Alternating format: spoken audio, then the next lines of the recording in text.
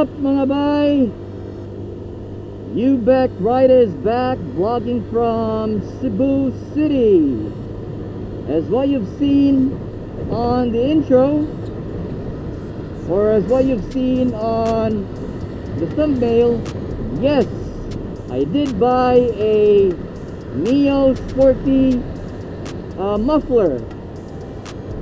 Now, what made me decide to buy this muffler is because of the price. Okay, if I buy a power pipe or a chicken pipe, that may cost me around 2,000 plus pesos. Now, what I was actually really planning to do was to have my stock muffler for the Game Changer, to have it operated, okay, or have it customized. But I changed my mind because I don't want to waste the beauty of the stock muffler. So I was searching online and I was able to find a cheap Neo Sporty muffler. So that made me decide to purchase it. Now the question is, will it work? Will it fit on the Game Changer? Now that's what we are about to find out. I will be heading to the muffler shop and have them check on it, you know, and see if they'll be able to create a stainless elbow for this particular Neo Sporty muffler. Okay, so just stand by and we'll be there in a bit.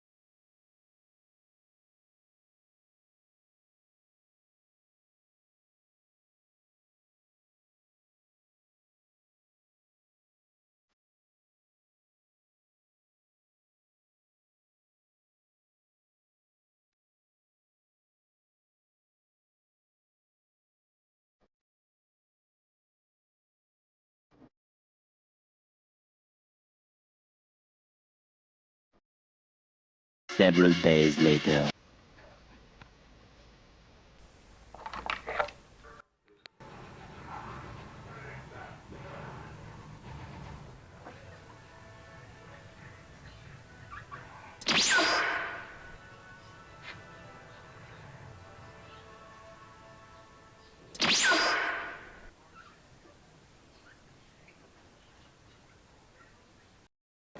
Ain't nobody got time for that. Damn! Mga bay, so ilang araw na rin nakalipas na huli nating pinagawa yung tambucho natin. Pasensya na, medyo maingay ang background. May nanonood kasi ng movie sa kapitbahay. At saka medyo pasensya na rin kasi medyo marumi yung motor. kahapon pinawash ko to, kaso kaninang umaga nung may lakad tayo ay biglang umulan, kaya hindi na siya masyadong malinis ngayon. Ko bang naisipang magpalit ng tambucho? Bakit hindi ko na lang ginamit yung stock? Well, ito yung sagot. Una, if napanood nyo yung previous vlog ko, sinabi ko na may plano akong bumili ng ibang tambucho kasi nakukulangan ako sa tunog. Hinahanap ko talaga yung tunog ng power pipe, yung chicken pipe, yung mga ganong klaseng pipe. Tiyempo naman na nag-canvas ako online, may nakita akong Mio pipe for sale at nakakalkal na ito or operated na yung tambucho niya, so hindi na kailangan gumastos pa kasi yung stock pipe lang ng nung version 1 hinahanap ko, may for sale online kaso nasa 1,500 pataas, so mahal na siya at ipapakalkal mo pa, so more or less mga 2,000 plus na siguro ang magagastos yun. Siyempre naman nung nag-check ako sa Facebook, may for sale na Mio Sporty na pipe na nakakalkal na at bumili kasi ng ibang pipe yung may-ari, so nag-decide siya na ibenta na lang at nabili ko siya sa murang halaga, kaya nakapag-decide ako na kunin siya dahil mas makakamura ko sa gastos at maganda na rin yung tunog ng tambucho at astig na rin siya tingnan. So gusto niyo na bang makita yung yung tambucho? Sige, ito yan.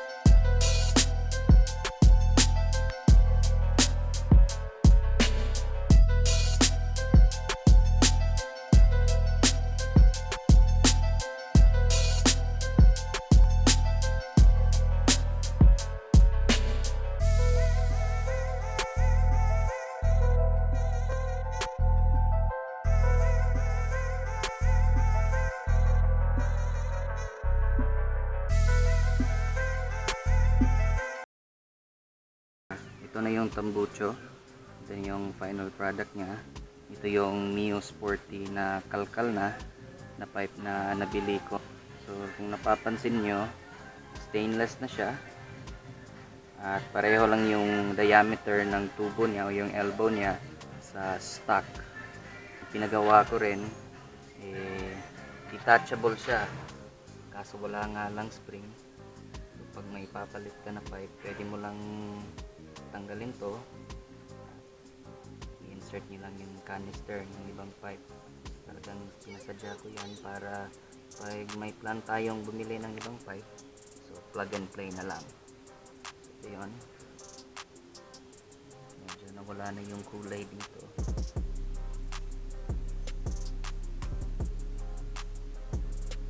Tsaka sa mga planong maggumawa rin ito, yung stock na heat guard ng click natin ay hindi siya kakasya.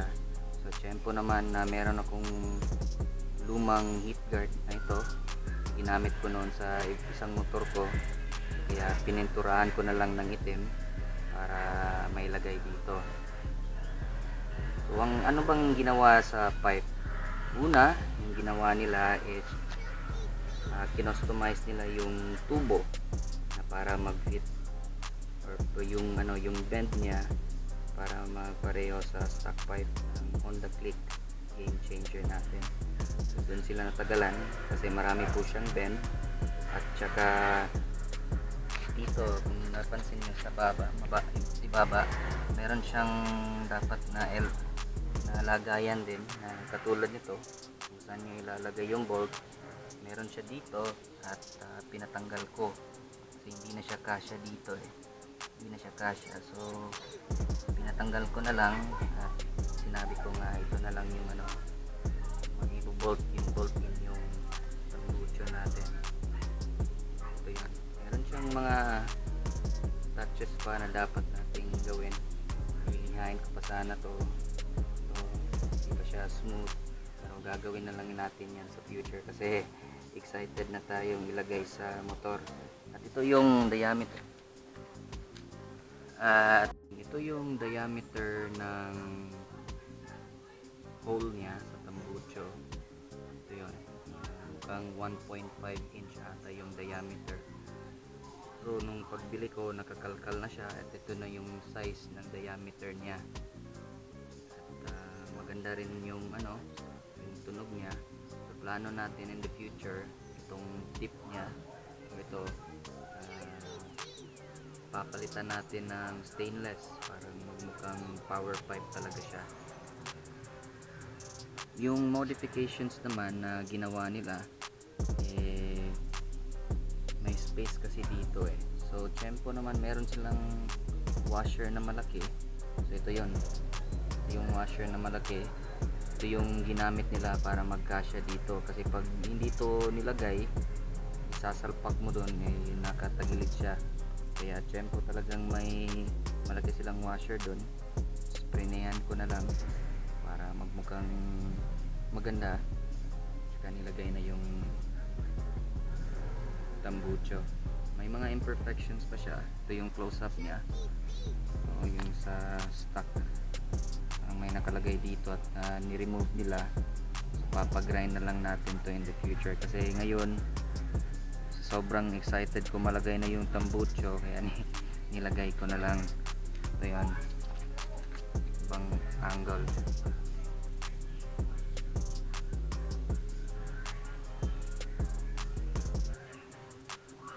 Again, yung modifications lang nila is ito, yung elbow pinareho nila ng bend stock pipe, tsaka dito parang ganito, parang holder, tinanggal. Ito na lang yung natira, at ito rin parang washer sa taas.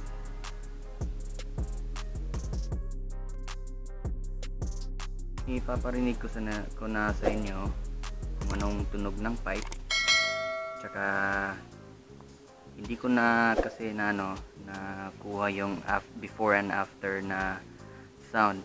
I-assume ko na lang na familiar na kayo sa stock sound ng tambucho. By the way, bakit hindi ko ba ginamit or pinakalkal na lang yung stock pipe? Ang rason ay ayaw ko kasing masayang yung stock pipe. So gusto ko yung looks niya astig, gusto ko rin yung sound, kaya hindi ko na lang ginalaw. Kaya bumili na lang ako ng ibang pipe at ito yung binili ko. So hindi ko na nakuha yung before sound ng stock pipe. Assume na lang ko na lang na familiar na kayo nun. So ito na yung tunog niya.